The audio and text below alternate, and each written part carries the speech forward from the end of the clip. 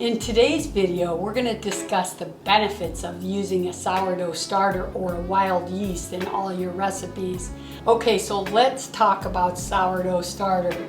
Did you know that the ancient Egyptians have been using sourdough starter since 1500 BC? Wow.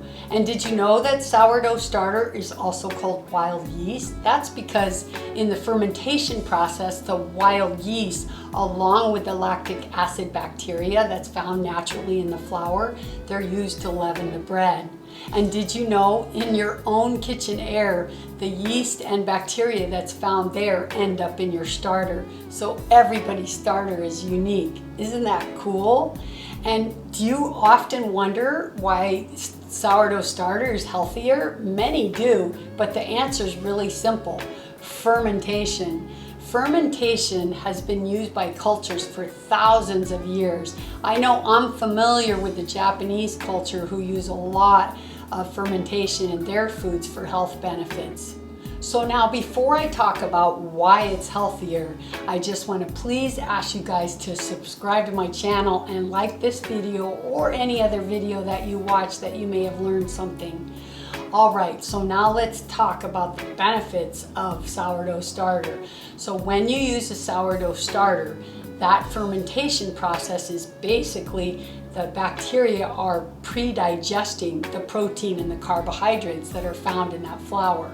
Protein is also gluten. So when that gluten is being pre-digested by the bacteria, that means the bacteria are doing the work for you. Therefore, many people who have gut issues or stomach problems or wheat intolerances that can't usually tolerate wheat have no problem eating a sourdough bread, for example. Because of that pre-digested work of the bacteria, it's like you're eating the food that's already been digested. Isn't that cool? So it's the carbohydrates they digest and the protein, which is the gluten, and therefore it leaves you with much less work to do when you're eating that sourdough bread.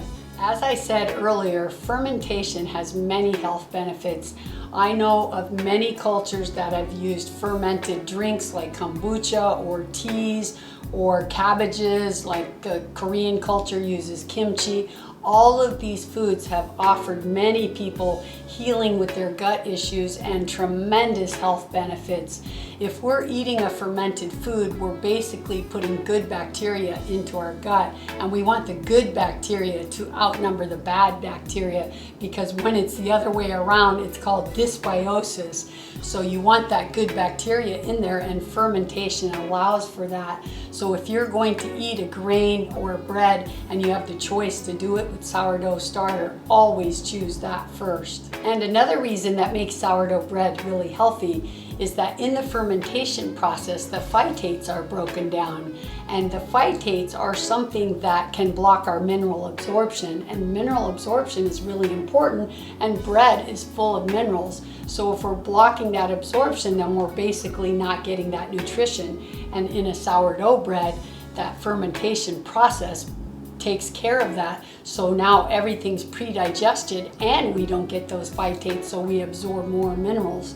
Isn't that great?